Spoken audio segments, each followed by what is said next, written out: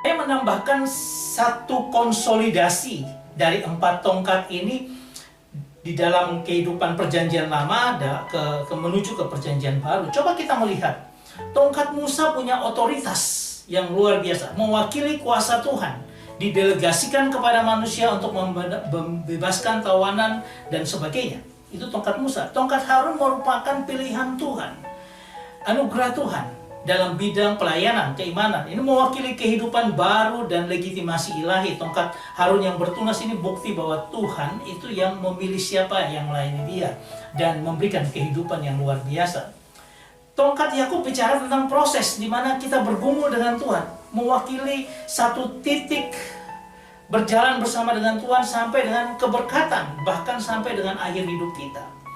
Kemudian kalau tongkat gembala itu memberikan bimbingan, hiburan dalam kehidupan kita. Ketika di tengah pergumulan itu ada satu tangan yang luar biasa yang menjaga dan memelihara kita. Kalau dilihat lagi, kita bisa melihat bahwa tongkat Musa itu penyataan kuasa Tuhan. Tongkat Harun pilihan Tuhan. Tongkat Yakub proses berjalan dengan Tuhan, dan tongkat gembala ini bimbingan, hiburan. Itu menuju kepada satu pribadi di perjanjian baru. Kita bisa melihat semuanya ini menuju kepada Kristus. Ya, Kristus adalah kuasanya, dia berikan kepada kita. Kemudian dia melayakkan kita untuk melayani. Bahkan dia menyertai kita dalam seluruh proses kehidupan kita berjalan bersama dengan dia.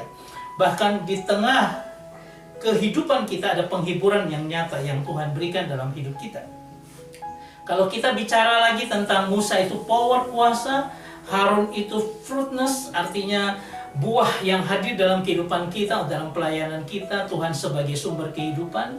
Kalau Yakub itu bicara dengan sejarah kehidupan kita, Tuhan sebagai sahabat perjalanan, dan gembala itu bicara tentang Tuhan sebagai penjaga yang setia. Ini mengarah kepada Kristus juga. Kalau Tuhan punya power, kuasa, dan dia berikan kepada kita dalam Matius pasal 21 ayat 21, jikalau engkau berkata kepada gunung ini tercampak ke dalam laut, maka akan terjadi. Itu kuasa powerful sekali. Kalau kita bicara tentang sumber kehidupan, apakah kita layak melayani dia? Dia memilih kita untuk melayani dalam setiap kehidupan kita, dan dia sumber kehidupan. Dan kalau kita bicara tentang perjalanan kita di tengah dunia ini, dia yang menjadi sahabat yang baik, Tuhan yang menyertai dan pimpin kita, dia Immanuel, Allah beserta kita. Dan yang terakhir adalah dia yang senantiasa menghibur kita. Saya berharap ini memberikan kita nuansa baru untuk mengenal Tuhan lebih dalam lagi. Tuhan memberkati.